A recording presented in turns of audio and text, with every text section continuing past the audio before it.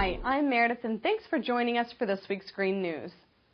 Last week, the U.S. Department of Energy announced that Arizona, along with 39 other states, will receive funding to accelerate domestic geothermal energy.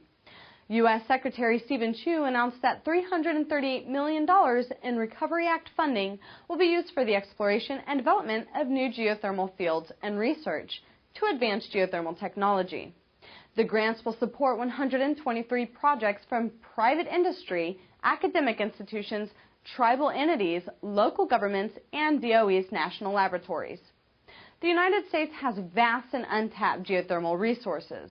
For more information about DOE's technologies program, visit geothermal.energy.gov.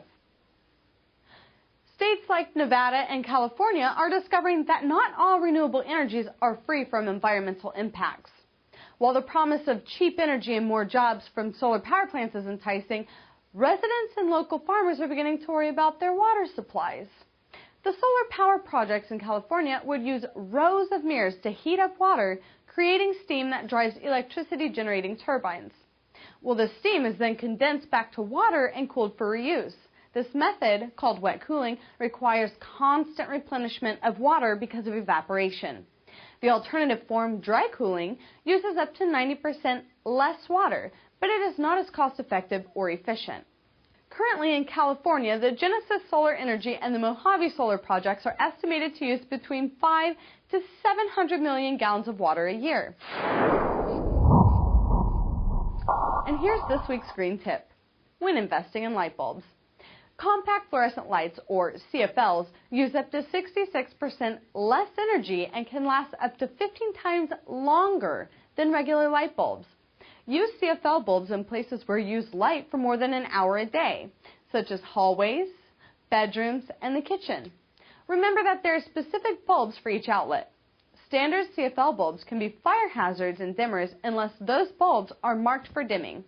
Now let's take it over to Fong. Thanks, Meredith. Nissan is staying on the cutting edge of electric vehicle innovations. With the company's Blue Citizenship program, it is committed to protect the planet while being a corporate citizen living symbiotically with people and society. With the promise of putting 65,000 lithium-ion batteries in cars next year and their unveiling of the design production EV in August, Nissan is committed to environmental protection. The new EV is made up of a highly rigid body, high-performance motor, and compact lithium-ion battery that have a high power output and energy capacity. One feature that makes this car unique is the battery placement under the floor that will not compromise cargo or cabin space and allows smooth underfloor airflow that reduces drag. In addition, it has a regenerative brake system employed to recharge the battery during deceleration and braking, which extends the driving range when the car is fully charged. Other attractive innovations include a maximum range display. The driver has access to navigational maps that show the range of the vehicle under its current charge. This system can also calculate if it is in a range of the preset destination, and it points out the latest information on available charging stations. The Green Confidence Index will be the first comprehensive monthly tracking of consumers' green attitudes and purchasing choices. The GCI will track Americans' confidence in their leaders and institutions nationally and locally, as well as their own understanding and willingness to make green decisions. The survey polls more than 2,500 people who represent the U.S. adult online population. The survey polls more than 2,500 people who represent the U.S. adult online population. The poll uses responses from 3 areas that include responsibility, information, and purchasing decisions. The responsibility section asks respondents about how well they feel various groups and institutions are addressing environmental issues.